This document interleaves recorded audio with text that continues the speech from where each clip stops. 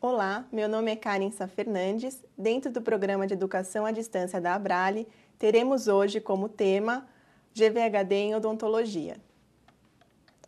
GVHD.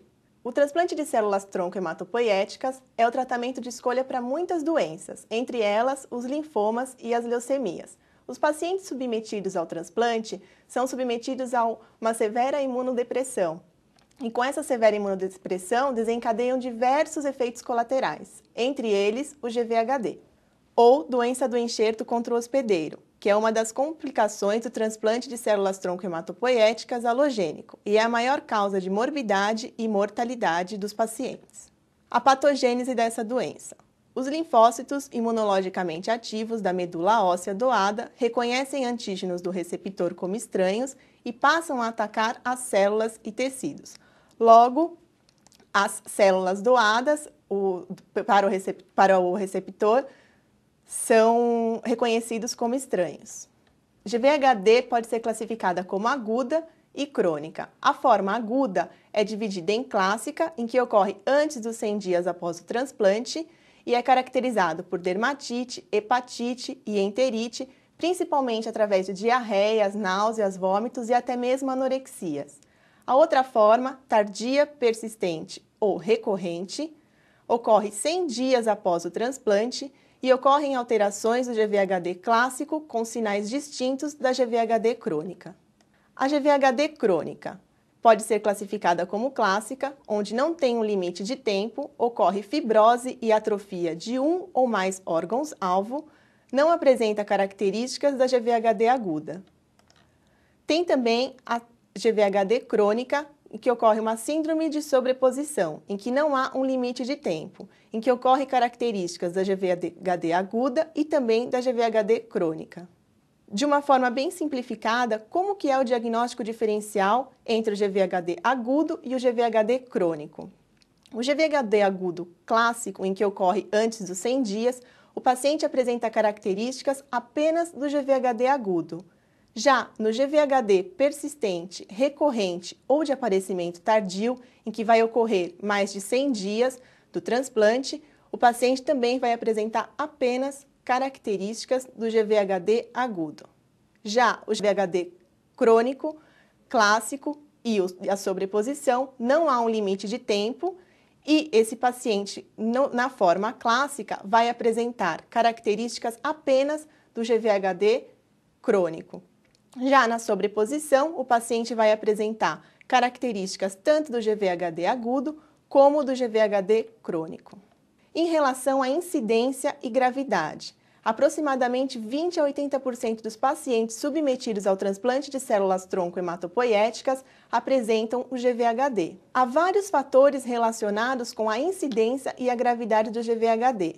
Entre eles, a histoincompatibilidade hospedeiro e doador, os linfócitos T do doador se apresentam imunologicamente competentes, a incapacidade do hospedeiro para criar uma resposta imunológica contra os linfócitos T do doador, a disparidade genética, a compatibilidade, doadora do sexo feminino para um receptor do sexo masculino, a idade do hospedeiro, o tipo de droga imunossupressora que está sendo utilizada e os antígenos virais. A avaliação da gravidade é baseada no número de órgãos ou locais envolvidos e no grau de envolvimento de cada órgão afetado. Dessa forma, o GVHD ele é graduado como leve, quando eu tenho apenas um ou dois órgãos ou locais que estão afetados, sem algum dano funcional clinicamente significante, com exceção dos pulmões.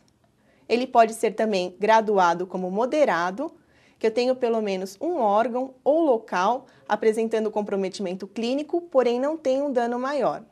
Ou então, eu tenho 3 ou mais órgãos ou locais sem prejuízo funcional clinicamente significante.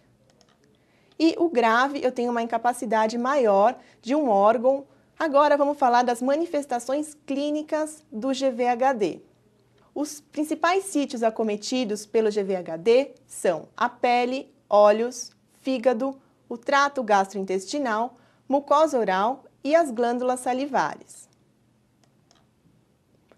A pele é acometido palma das mãos, sola dos pés e orelhas principalmente, e é caracterizado por um exantema maculopapular, bem significativo nessas duas fotos, por hiperceratose, líquen plano, alopécia e fibrose focal. Em relação aos olhos, o paciente apresenta ceratoconjuntivite seca, fotofobia, dor e queimação. No fígado, o paciente apresenta um aumento de transaminases, fosfatase alcalina e de bilirrubina.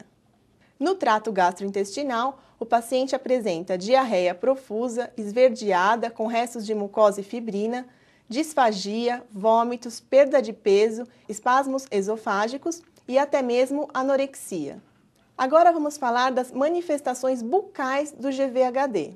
Os primeiros estudos de alterações clínicas e histológicas do GVHD em mucosa oral foram descritos por Schumann e colaboradores em 1980. De acordo com a literatura, a porcentagem de indivíduos transplantados com GVHD como manifestação bucal única ou associada a outros órgãos varia de 50% a 90% dos casos. A mucosa oral muitas vezes pode ser o primeiro sítio de manifestação da doença, podendo se apresentar com lesões liquenoides, atrofia da mucosa, eritema, ulceração e xerostomia. Os principais sítios acometidos são a mucosa oral, o palato mole, assoalho bucal e borda lateral de língua. As manifestações bucais do GVHD em mucosa oral, elas são graduadas como leve, moderado e severa. As alterações que ocorrem em mucosa oral são bastante semelhantes ao que ocorre com o líquen plano.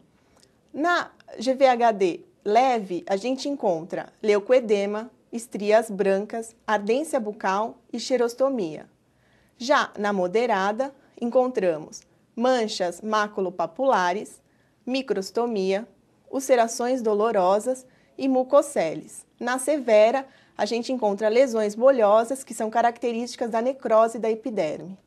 Nessas duas fotos, estão caracterizando o GVHD de grau leve, que a gente pode observar as estrias brancas, tanto neste lábio superior como no lábio inferior.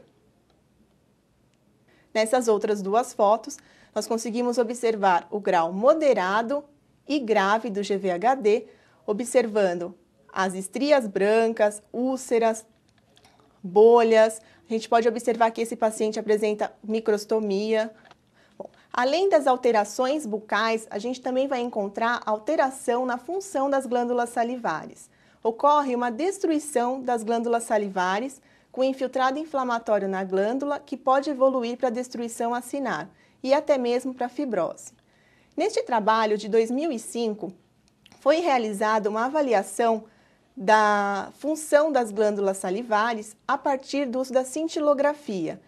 Eles avaliaram os pacientes antes do transplante e os pacientes após o transplante, em 30 dias, 60 e 100 dias. Antes do transplante, nesta primeira foto, a gente pode observar a função das glândulas salivares, quase completa a função. Já na foto, há mais de 30 dias, a gente pode observar a perda da função das glândulas salivares e quando a gente chega nos 60 e 100 dias após o transplante, a gente pode observar uma destruição do parênquima da glândula salivar sem função da glândula. Com isso, como consequência, nós vamos ter uma redução da saliva produzida, tanto em quantidade quanto em qualidade. E com isso teremos consequências para a mucosa oral, como a perda de integridade à mucosa oral, a atividade antimicrobiana estará reduzida, o efeito tampão também estará reduzido, a proteção e injúrias químicas e mecânicas estarão reduzidas e, consequentemente, teremos um aumento das doenças bucais, principalmente da doença periodontal e da cárie dentária. Os pacientes acometidos pelo GVHD apresentam manifestações bucais que podem ser debilitantes e interferir no prognóstico da doença de base do paciente, aumentando o tempo de internação hospitalar, os custos do tratamento e comprometendo a qualidade de vida do paciente. Dessa forma, é muito importante a atuação do dentista na equipe multidisciplinar na avaliação dessas lesões do GVHD. Agora vamos falar do diagnóstico do GVHD. O diagnóstico do GVHD é clínico, é realizado através dos aspectos clínicos e dos aspectos histopatológicos. Os aspectos histopatológicos ajudam a dar o diagnóstico final. Um exemplo seria em relação à mucosa oral, em que nós temos algumas outras alterações em boca semelhantes aos aspectos clínicos do GVHD, como, por exemplo, as lesões causadas por agentes fúngicos, ou reações de algumas drogas e até mesmo o líquen plano. Então, desta forma, o dentista deve proceder a uma biópsia incisional da mucosa oral e de glândulas salivares para ter o diagnóstico final do GVHD. O tratamento do GVHD. Nesta tabela, nós temos indicando como que é realizado o tratamento sistêmico do GVHD de acordo com a gravidade em relação ao risco de mortalidade.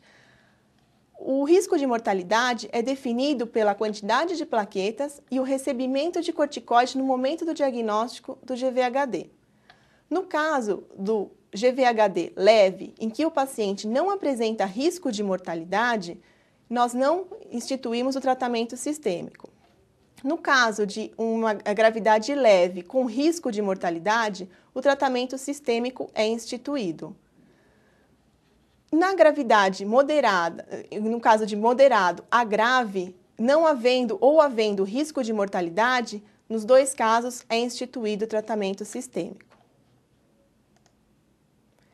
E para a mucosa oral? Na mucosa oral, o tratamento é tópico, em que são instituído corticoide tópico com bochecho 5 vezes ao dia, associado à clorexidina 0,12%, 2 vezes ao dia, evitando o risco de infecções secundárias. O tratamento é feito junto com a equipe multidisciplinar, nunca é feito apenas por um profissional, deve ser discutido o melhor tratamento para o paciente. Os cuidados odontológicos. É muito importante o dentista estar atento, principalmente à xerostomia que esse paciente apresenta, instituindo o uso de saliva artificial, a associação de antimicrobianos tópicos como a clorexidina 0,12% para evitar infecções secundárias e principalmente o controle rigoroso do biofilme dental, evitando infecções na cavidade oral. Dessa forma, o cirurgião dentista tem papel fundamental na equipe multiprofissional do transplante para a melhoria da saúde bucal deste paciente, principalmente no diagnóstico das lesões do GVHD, que muitas vezes ocorrem primeiramente em boca, levando a pesquisa e diagnósticos em outros órgãos e principalmente para evitar as infecções secundárias. Bom, é isso que eu tinha para dizer em relação ao GVHD em odontologia. Eu gostaria de agradecer o convite da Abrale. Muito obrigada.